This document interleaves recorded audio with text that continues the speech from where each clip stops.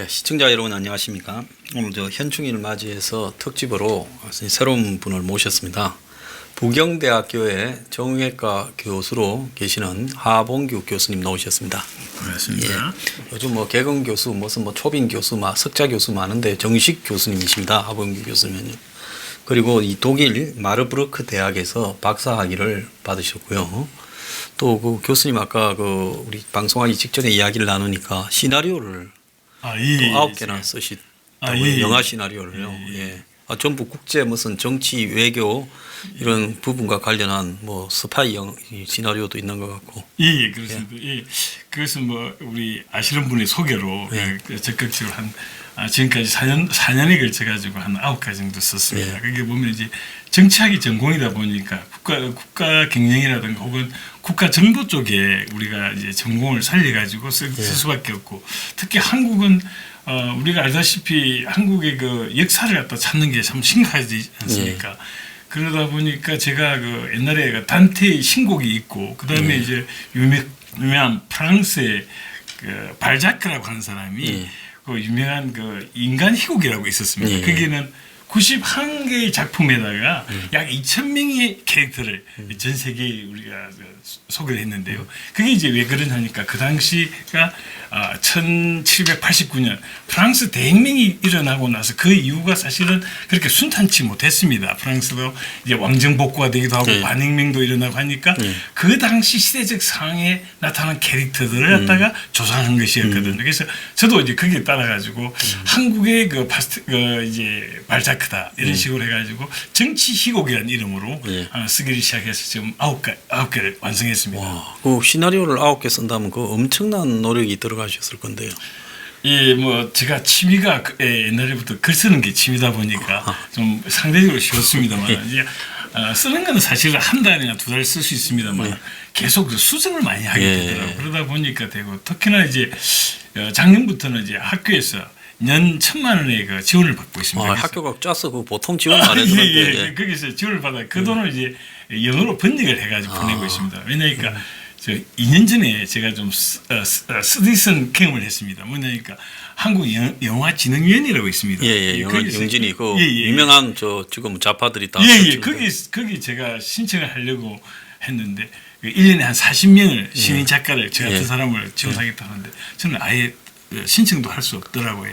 그래가지고 이제 헐리우드로 가게 되고, 그러다 보니 영어로 번역을 해가지고 하는 작업으로 학교 지원을 받아 그렇게 하고 있습니다. 몇 년 뒤에는 미션 임파시블 같은 시리즈 섭보물을 우리가 하 교수님 시나리오로 극장에서 블록바스터로 볼지 않을까 생각도 듭니다. 예, 감사합니다. 추천하신 분의 말씀이 아직도 이제 기억이 생생합니다만은 우리 한국의 한류가 더 한 단계 등급이 높아지려면은 전문가들이 이제는 좀 작업을 해줘야 된다. 이래 참석해서 이제 한류 K 웨이브를 한번 올려야 된다고 해야 저도 뛰어들었습니다. 그런데 아직은 재미가 있습니다.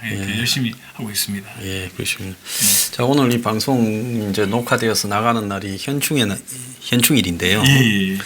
자, 미국에는 메모리얼 데이 하면 굉장한 날이지 않습니까? 얼마 전에 웨로이 죽은 사망한 한국전 참전 용사가 하루 만에 8,000명이 이 공지를 보고 연고가 없는데도 모여서 그분의 마지막을 추모해줬다.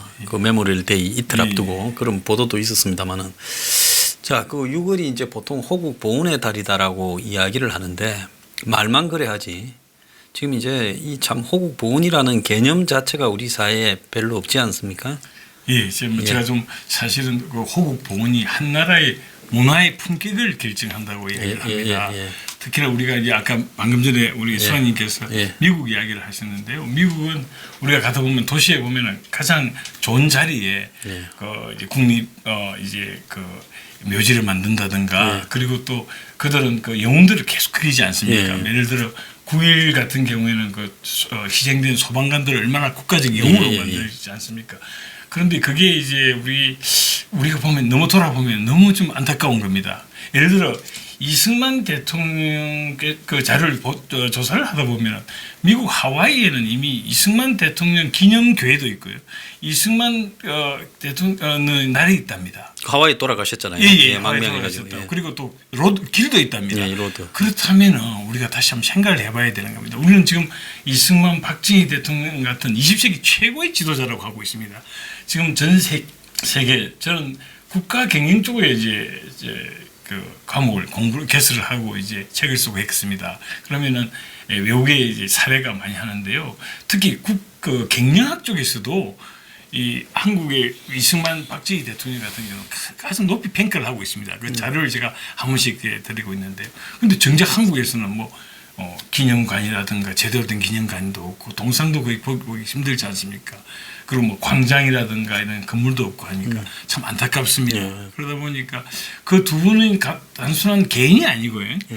그 세대가 얼마나 힘들게 노력했습니까? 우리가 알지 않습니까? 우리 소장님도 이제 겪으셨겠지만 우리가 진짜 힘든 상황 그리고 북한의 침략을 받았고 또 우리가 최빈국 아니었습니까? 70년 전에는 그 상황에서 우리나라의 그 주권을 찾아주셨고 또 조국 근대화로 오늘 있게 했는데 상대적으로 우리는 너무 잊어버린 것 같아가지고 어찌 보면 외국 사람들이 한국 사람을 배은망덕하다고 말할 것 같습니다. 예. 그래서 참 그런 게 안타깝고요.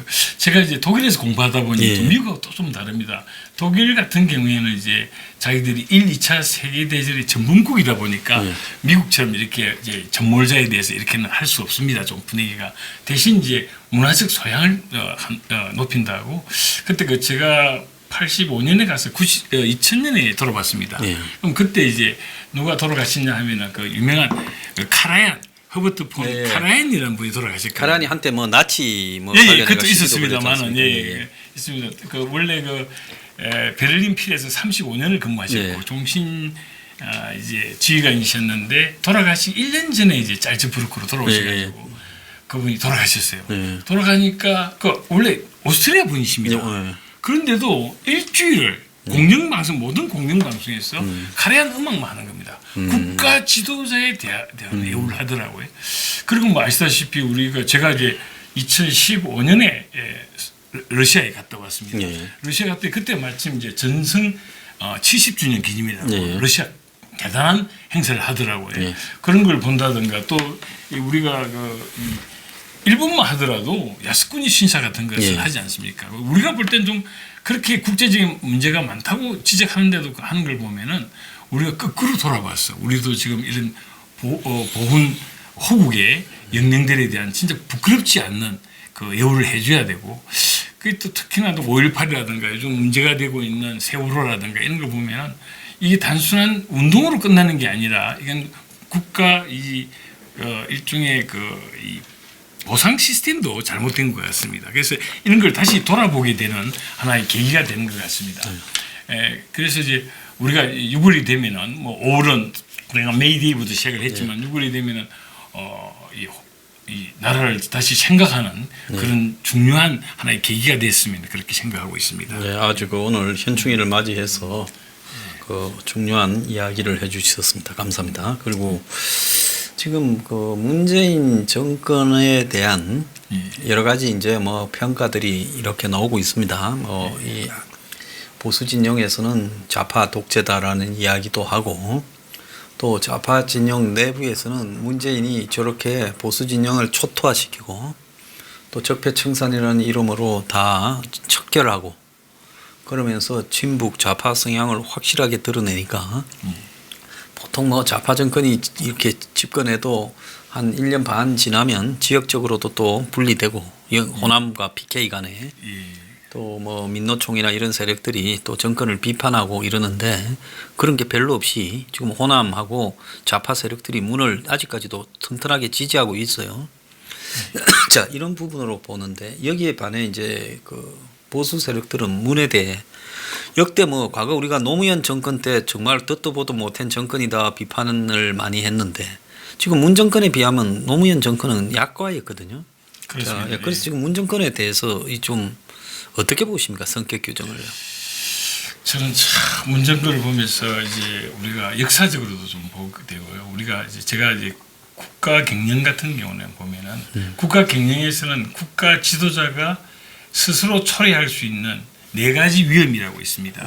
첫째가 이제 부정부패, 두 번째가 이제 군사 외교적인 실패입니다. 그리고 이제 세 번째가 국가 자원을 왜곡하는 경우가, 네 번째가 전국 불안정입니다. 그런데 이제 말씀을 잘 하셨는데 문재인 정부 같은 경우 이 4가지가 전부 다가 이제 큰 문제가 있는 거죠. 그래서 이제 우리가 이제 갈등하는 것 중에 하나가 이게 지금까지 경험하지 못한 새로운 역사를 만들어겠다고 했는데 바로 이것이 바로 우리가 겪고 있는 것 같습니다. 첫째는 이제 우리가 보다시피 외교 군사적인 실패라고 하는 게 얼마나 치명적인가 하는 것은 우리가 과거 역사에서 안 봤습니까? 우리가 구한말이 재현되고 있다. 그리고 지금 최근에 트럼프 대통령이 일본에 가서 3박 4일 동안 아베하고 거의 동성애에 가까운 외교를 하고 있었습니다.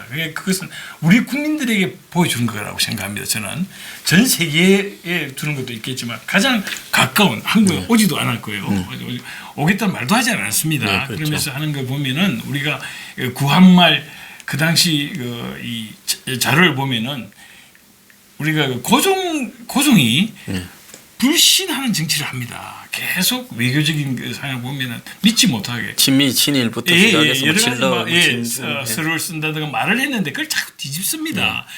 불신이라고 하는 게 바로 이런 경우죠. 그러니까 우리가 2000년 전에 그 줄리어스 시제에 보면 그런 걸 이야기를 합니다. 우리가 적국 우리가 싸울 수는 있다. 하지만 약속을 했으면 지켜야 된다. 우리가 동맹 국가 아닙니까? 동맹을 했는데 가장 믿을 수 없는 나라가 한국이 되어버린 겁니다. 그래서 이런 문제를 우리는 이제 간첩을 이야기를 많이 하지 않습니까? 간첩이 이제 손자병법에 보면 간첩이 5종류라고 이야기를 합니다. 5 종류라고 이제 그 당시 이제 춘추 전국 시대니까요. 그래서 이제 생간이라 해가지고 직접 정보원이 이제 파견되는 경우가 있고, 그 다음에 이제 향간이라 해가지고 적국의 주민을 포섭하는 경우가 있고, 사간이라 해가지고 아군 간첩을 통해서 역정보를 이제 흘리는 경우가 있고, 4가지라 해가지고 적국의 관리를 포섭하는 거. 그리고 이제 반간이라 해가지고 일종의 적국의 간첩을 역이용하는 등도 있습니다. 근데 여기에서도 이제 문재인은 간첩이 새로운 진화를 했다고 볼 수 있습니다. 문재인 씨 같은 경우는 선친이 벌써 좀 사상적인 문제가 있다고 이야기 들리거든요. 그런데 이제 그게 향간에서 그 다음에 이제 노무현 정부 때는 비실장 아니었습니까? 그러니까 그 내간에 가깝거든요. 그런데 지금은 국가 지도자가 돼가지고 이것을 하고 있으니까. 그러니까 이것은 결론적으로 이 5가지에도 속하지 않는 새로운 개념이라 할 수 있습니다. 제가 그 고민하다가 만든 게 머리 숫자 수간이라는概念썼거든요. 탑에서 그냥. 혹은 본간. 간첩 중에서 진짜 이런 식으로 제가 그건 사실 이 손자병법에 있지 않고 그 스파르타라는 나라에 보면은 스파르타 왕이 2명이 있고 그 2명을 전쟁을 하면 감시를 하게 돼 있습니다. 에포로라 해가지고 2명이 24시간씩 감시를 하는 게 한국이 그 경우에 들어가는 것 같습니다. 그래서 저는 여기에도 들지 않는 새로운 위기다. 그 위기는 단순히 경제적인 이 어려움 혹은 이게 전국의 불안정 정도가 아니고 국가의 근원을 대한민국이라고 하는 나라의 근간을 해치는 그리고 근간을 파괴시키는 정도의 심각한 위기다. 근데 이 위기를 참 또 답답한 것 중에 하나가 그 자유한국당이라고 하는 우리가 이제 야당의 거대 야당이 있지 않습니까? 참 우리가 이제 보수 세력의 불행이라고 하는 건 우리나라의 불행이라는데요. 참 보수 세력은 있는데 제대로 된 보수당이 아직도 없습니다. 저는 지난번에 어떤 자료에 방송에 나와서 그런 말을 한 적이 있습니다. 우리가 김영삼 씨 같은 경우도 이게 우리가 영웅과 반영웅이라 해가지고 나라를 어렵게 만들고 적국을 이득 도와주는 이런 세력을 갖다 우리가 반영웅이라 그러는데 이 김대중, 노무현, 이제 문재인으로 이어지는 4대에 걸쳐서 이어지는 이런 것으로 통해 우리나라가 지금 완전히 국제사회로부터 왕따, 더 나아가서는 이제 존립마저도 어려움을 처하고 있다는 것을 알 수 있겠습니다. 그래서 이제 우리가 특히나 이제 우리 한국은 지정학상으로도 문제가 있는 것이 주위 나라들이 전부 다 세계에서 가장 강력한 나라들 중 하나입니다. 그렇죠. 러시아, 중국, 일본 어느 한 나라도 쉬운 나라가 없습니다. 그래서 미국이라고 하는 나라가 오는 것은 왜 우리가 참 중요하겠습니까? 그런데 이 한미 동맹을 완전히 근원적으로 그것을 이제 파괴하고 있으니까요. 그게 참 불안하다고 볼 수가 있겠습니다. 자, 그런데 여기서 이제 중요한 것은 이 나라든 개인이든 이게 추락하거나 망가질 때 다시 회복할 수 있는 그런 어떤 이 탄력성을 가질 수 있는 타이밍과 시점과 또 회복이 불가능해서 이제는 거의 꺾여서 무너져가는 이런 임계점이라는 게 있다고 보거든요. 자, 그 아르헨티나 같은 경우에는 이제 이 뭡니까 페론주의, 그 영어로 또 학술적으로는 또 코퍼레이티즘이라고. 그래서 이제 뭐 그게 조합이 아니라 조합이라고 하면 조금 그렇고 막 어떤 단체, 기관 등이 중심이 되어서 그걸 이제 노조를 중심으로 이야기한 거죠. 그래서 페론의 친노조 정책이 그때부터 이제 아르헨티나라는 나라를 거의 삼류 국가화 시켜버리고 나니까 그 이후에 이제 군사 독재를 겪어도 더 또 회복이 되지 않고 더 망가져 가면서 지금 문민 정권이 와도 아르헨티나가 보면 지금 뭐 화폐 가치가 지금 형편없어지고 있다고 계속 연일 보도가 나오고 있습니다. 예. 남미가 1970년대 후반부터 민주화되기 시작했습니다. 그래서 이제 국가 경영에서도 어떻게 하냐니까 그 당시 한국은 80년대 중반까지는 한국은 군사 권위주의지 않습니까? 그래서 한국은 건강하다고 이야기를 한 겁니다. 그런데 이제 남미가 그 당시 2차 세계대회 끝날 때만 하더라도 아르헨티나는 세대 4대 부국이었습니다.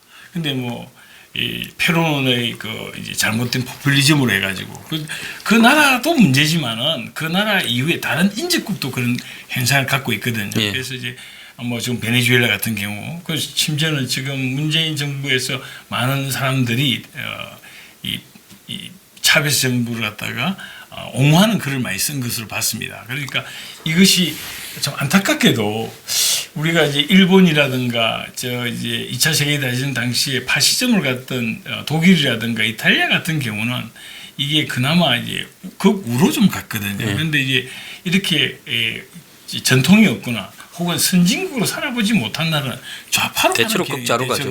그래서 남미의 경우를 보면 바로 한국이 바로 남미화한다는 것을 우리가 알게 됩니다. 그래서 일반적으로 국가 경영에서는 나라가 망할 때 한 50개 정도 현상이 나타난다고 합니다.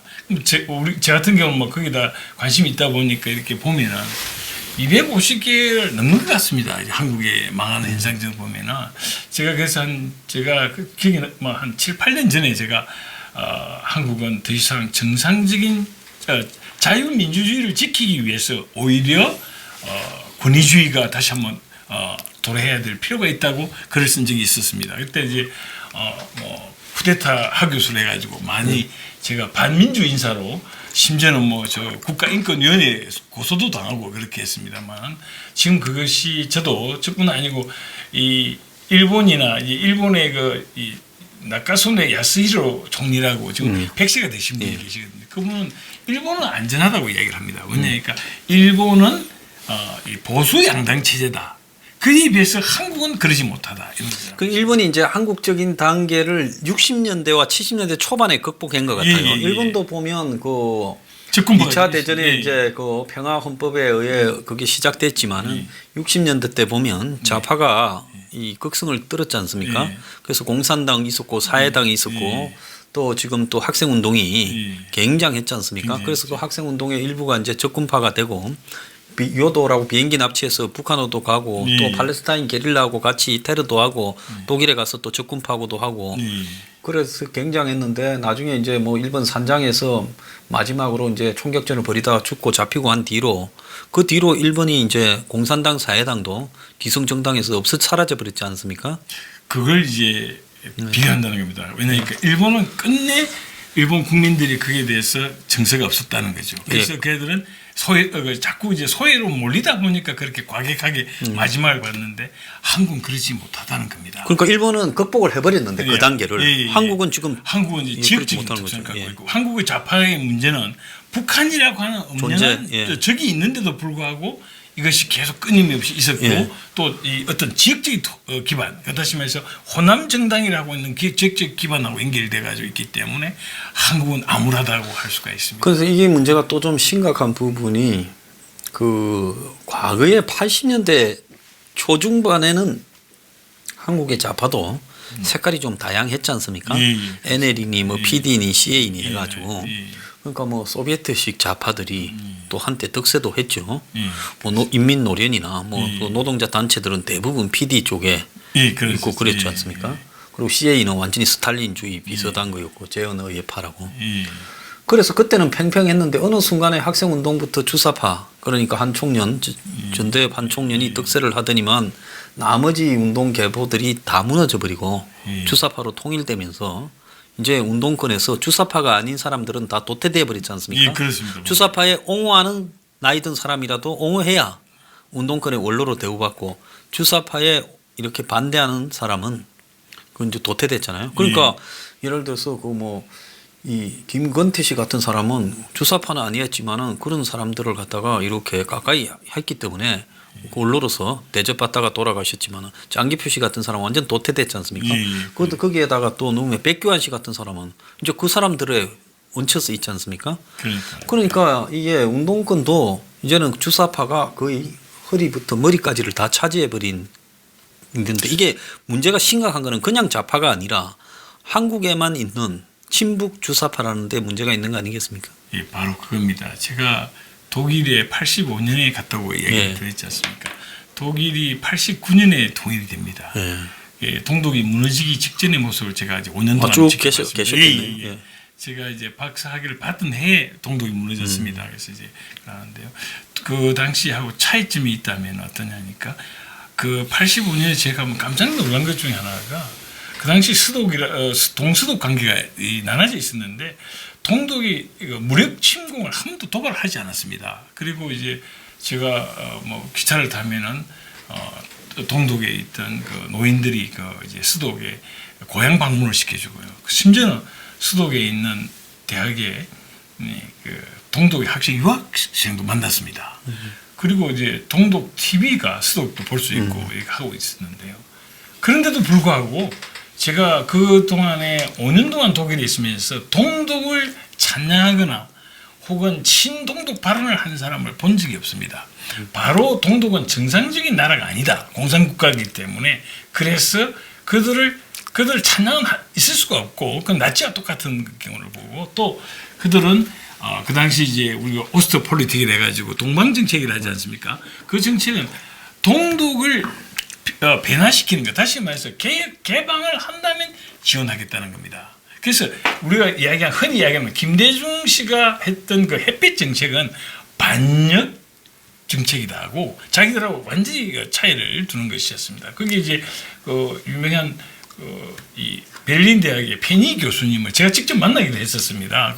그런데 진짜 그분들이 볼 때는 한국을 이해를 못 하시는 겁니다. 왜 북한이 저렇게 있는데 그 G2G라고 그러지 않습니까? 정부에서 정부로 바로 비자금을 주고 그건 북한을 지원하는 거 아니냐. 4억 5천만 불 대고 송금에 대해서 말하는. 그건 있을 수 없는 반역적인 행동으로 그렇게 이야기를 하더라고요. 그래서 좀 부끄럽기도 하고 가장 큰 거는 물론 저들이 그 본성도 그렇지만은 제대로 된 자유한국당 같은 경우 제대로 된 연구, 학습을 하지 않습니다. 그럼 동서독 간에 저런 문제가 있으면 공부도 하고 연구도 하고 그래서 많은 학자도 모시도 오고 그러면 되는데 발전이 전혀 없거든요. 말은 똑같습니다. 그리고 계속 수세이지 않습니까?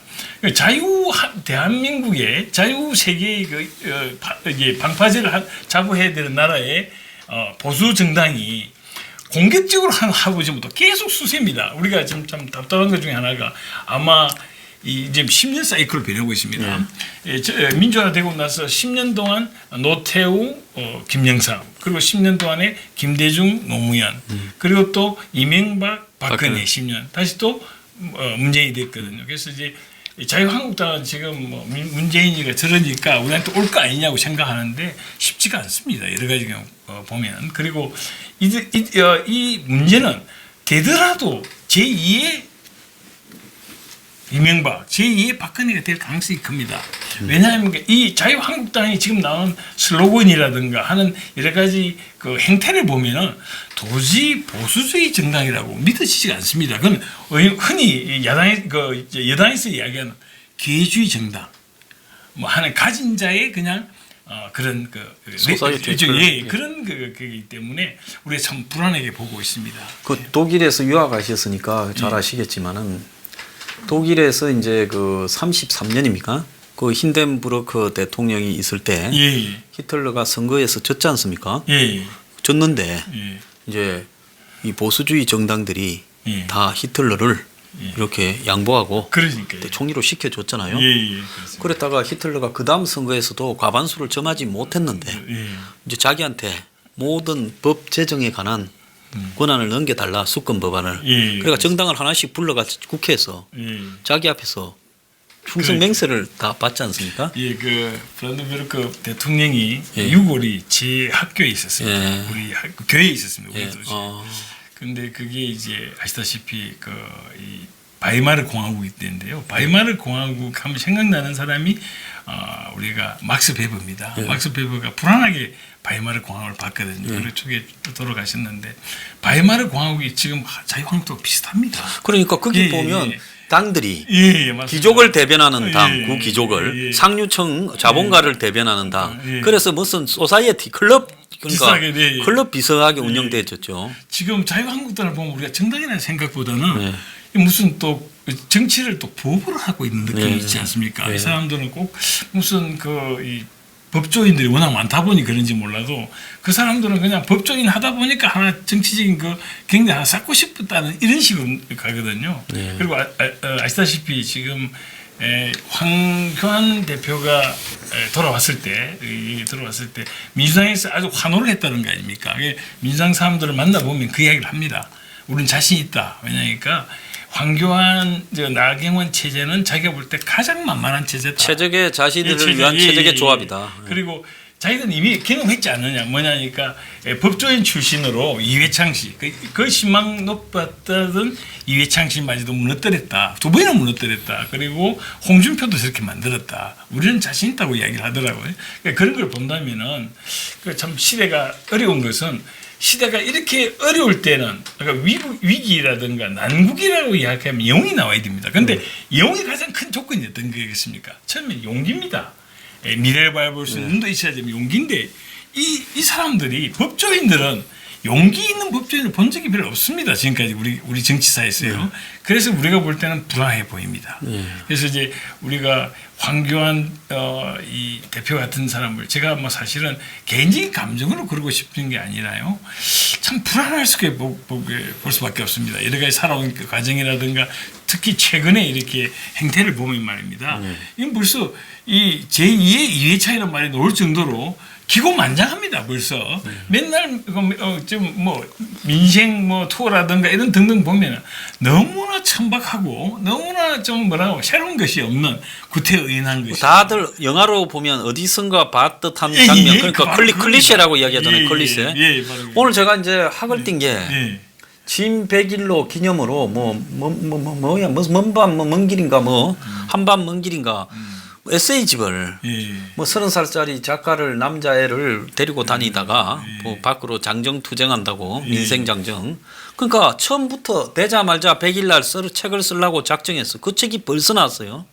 우리가 보통 책을 하나 쓸라 해도 100일이 더 걸릴 건데 근데 100일째 되는 날 책이 나왔다고 지금 광고를 하고 있어요. 그래서 지금 황교안이 되고 100일 만에 책을 쓸 만한 내용이 뭐가 있다고 책을 내는가? 누가 황교안으로 하여금 저렇게 에세이집, 진 100일 에세이집을 내게 했을까? 이거야말로 과거에 진짜 전형적인 한국의 그 정치권에서 써먹을 만큼 써먹었던 수법인데 근데 황교안보다 훨씬 잘나고 똑똑했고 정치를 깨고 있었던 김영삼이나 김대중이나 김종필이도 정치는 저렇게 안 했다. 저래 봤을 때 내라 해도 본인이 그런 책을 지금 내가 내면 되겠냐고 거절해야 될 건데 본인이 나서서 저 책을 내는 행태를 보고 제가 저 양반이 좀 제정신인가 하는 생각이 들었습니다. 바로 그겁니다. 가장 특히 야당의 대표뿐 아니라 정치인이라면 입문했을 때 가장 두려워하고 피해야 되는 것이 아부하고 아첨하는 겁니다. 예. 유명한 일본의 소설에 보면 다이코라고 일본의 이 근대의 영웅이라고 하는 도요토미 히데요시 보면 가장 싫어하는 것이 아첨하는 자다 이렇게 이야기하거든요. 지금 한국이 지금 상황이 얼마나 위중합니까? 자유한국당이 자기 이야기를 했지 않습니까? 이 위중한 상황에서 저렇게 아첨하는 사람을 가까이 뒀다는 거. 그리고 아까 이야기했지만 그걸 쓰겠다는데 말리지 않고 자기가 그걸 갖다가 어쨌든 긍정적인 신호를 줬기 때문에 나왔지 않겠습니까? 자기가 그렇다면 이것은 정말 자질이 없는 거라고 이야기를 할 수 있습니다. 참 자유한국당의 앞길이 너무나 험난하고 본인도 참 황교안 대표도 참 너무나 앞길이 순탄치 않을 겁니다. 지금 우리가 이 좌파 문정권을 끝내야 된다는 것은 이대로 가면 대한민국이 생존할 수가 없고 여태까지 가져온 해방 이후에 70년 이상의 정체성이 무너져 가고 있고 또 대한민국이 완전히 남미의 포퓰리즘 국가로 추락해 가고 있다라는 그리고 대한민국의 이 친북 좌파 성향이 날이 갈수록 사회에 번져가고 있고 또 민주주의의 삼권 분리 원칙이 무너지면서 이제 독재로 가고 있다라는 이런 부분 때문에 이걸 빨리 끝내야 된다라는 건데 이런 끝내고 싶어 하는 보수 성향을 가진 국민들의 열망을 저런 식으로 특정 정치인이 그것이 자신의 어떤 영광으로 치환하면서 지금 절박함도 치열함도 그리고 뭔가 헌신성도 보이지 못하고 저렇게 진짜 전형적인 이 선거 기획사 엔터테인먼트사에 따라 움직이는 연예인 비슷한 행태를 보이고 있다는 게 진짜 우려스러운 것 같아요. 제가 뭐 개인적인 경험을 말씀드리면 10년 전에 제가 우연히 안동댐에 갈 일이 있었습니다. 네. 거기 갔더니 깜짝 놀란 걸 하나 발견했습니다. 안동댐 근처에 갔는데 뭐가 있니까 작은 성물이 있었어요. 그게 뭐가 있냐니까 박근혜 총재님이 다녀가셨던 곳 이래가지고 성물이 아직도 남아있더라고요. 박근혜 대통령이 오늘 저렇게 된 것도 그 성물을 보면서 생각이 많이 나더라고. 그때 벌써 10년 전에 느꼈습니다. 근데 지금 바로 이런 겁니다. 가장 경계해야 될 것이 무엇이겠습니까? 와신 상담을 해야 되겠죠. 지금 자기가 말했지 않습니까? 좌파 독재다, 어렵다, 목숨 걸고 투쟁해야 된다고 며칠 전에 밖에 나갔더니 국민들이 죽겠다고 그런다. 그런데 자기는 이렇게 아첨하는 사람을 가까이 하고 이래가지고는 뭐가 되겠습니까? 자기가 흔히 좌파들이 이야기하는 진정성이 없다고 이야기할 수 있겠죠. 그리고 자기가 가장 어쩌면 앞장서서 그걸 하고 있는 겁니다. 벌써 시작도 하기 전에 우리가 시작도 하기 전에 진다고 이야기하지 않습니까? 그래서 우리가 이제 한국의 엘리트들 저는 비교사적으로 많은 나라들의 이제 지도자들을 좀 보게 되는데요. 한국 사회의 특징 중에 하나가 우리나라의 엘리트라고 하는 사람들이 서구나 미국이나 일본에 비해 가지고 노블리스 오블리지가 없다고 그럽니다. 그러니까 한마디로 거기에 맞는 사회적 지위에 맞는 책임의식 이런 게 없다고 그러거든요. 이런 게 있었다면 제가 하겠습니까? 우리 소장님도 그 말도 아마 깜짝 놀라시는 것 같은데 저도 좀 놀랐습니다. 그까지는 몰랐는데요. 한 개를 보면 10가지를 안다고 이야기하지 않습니까? 나는 이 자유한국당이 자유한국당이 걱정되는 게 아니고 한국의 미래가 걱정되는 것이 저는 이제 국가 경영 혹은 이제 여러 이제 국가적 사례 지도자들을 이제 많이 연구를 하고 되면은 어느 순간에 한국이 지금 1990년 이후에 갑자기 지도자가 없어져 버렸습니다. 그 당시 제가 90년에 왔더니 한국에 이제 파다한 것이 뭐니까 한국병이라 그러더라고요. 아마 영국병을 본따서 만들었을 겁니다. 근데 정말 30년도 제대로 된 지도자를 보지를 못했습니다. 그런데 그나마 이렇게 어려우면 우리가 기도하는 건 뭡니까? 제대로 난 정치. 우리가 왜 박정희 대통령, 이승만 대통령 우리가 다시 그리워하겠습니까? 박정희 대통령 목숨을 걸고 행명을 하신 분이에요. 도저히 나라가 이대로 가서는 안 되겠다. 그리고 이승만 대통령은 70년 전에 말이죠. 나이 70으로 한국에 오신 겁니다. 미국에 편하게 사실 수 있었어요. 그때 70년 전에 70세하고 지금 70세가 다릅니다. 그런데 그때도 얼마나 전선을 누비셨습니까? 그래서 한국의 클레망소라고 하는 프랑스의 대통령이 1차 세계대전 때 너무 전선에 열심히 다니시니까 영국 병사들이 우리 우리나라의 영국의 수상이 그랬으면 좋겠다고 이야기를 했다는데 그런 모습을 이승만 대통령 보이셨습니다. 그런데 제가 작품의 하나가 이제 이승만 박정희 대통령을 나오는 영화를 하나 썼습니다. 그 직접적 계기는 뭐냐니까 7, 8년 전에 이제 그 경북 청도라는 곳에 이승만 대통령이 주무셨던 방에 제가 특별 초청을 받아 하룻밤 유하게 됐었습니다. 어떻게 여기 오셨느냐 하니까 6.25 때 포항 전선에 시찰하러 오셨다가 그거 묵으셨다더라고요. 그렇게 하신 겁니다. 그래서 그 참 영감이 떠올라가지고 작품을 썼는데 정말 그런 솔선수범하는 자세. 다시 말해서 지금 한국의 상황은 제2의 이순신, 제2의 박정희가 필요할 정도의 참 심각한 상황이라고 이야기하지 않습니까? 지금 우리가 아시다시피 건국 이후 일반 시민들이 태극기를 가지고 나와서 저렇게 길거리에 가투를 하는 경우는 처음 봤습니다. 그건 왜냐니까 일반 시민들이 볼 때도 나라의 위기가 여기까지 왔구나. 도저히 참을 수 없어서 나오시는 것들입니다. 그분들을 생각한다면 어찌 저런 행동을 할 수가 있겠습니까? 지금 자유한국당은 개혁과 개방이 더 심하니까 인적 풀도 늘려야 되고요. 어떻게 계획을 할 것인가, 핵심을 할 것인가에 신경을 써야 되고 뭔가 다른 것, 국민들의 마음을 모으고 지금 사실은 그 민생 투어를 해가지고 지방에 돌아다니시는데요. 민생은 지방만 있는 게 아니고 서울에도 있고 일반 사람들만 있는 게 아니고 대학도 있고 연구소도 있습니다. 그럼 민생이 엄중한데 어떻게 저렇게 며칠 했다고? 저 기억도 잘 안 납니다. 며칠 했는지도 기억도 안 나는데 금방 이렇게 아첨 하듯이 이렇게 하는 거는 제가 볼 때는 심각한, 우리가 좀 앞선 사람들은 과학은 예측을 한다 그럽니다. 관찰을 하면은 1차적으로 관찰을 하고 2단계는 그것을 이제 규칙성을 찾아내고 세 번째는 예측을 한다 그러거든요.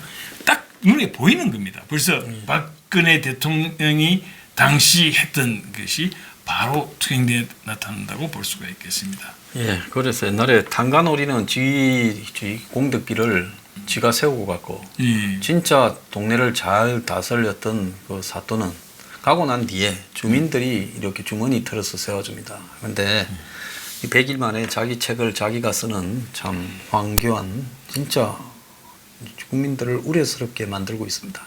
자, 오늘 1부 마치겠습니다.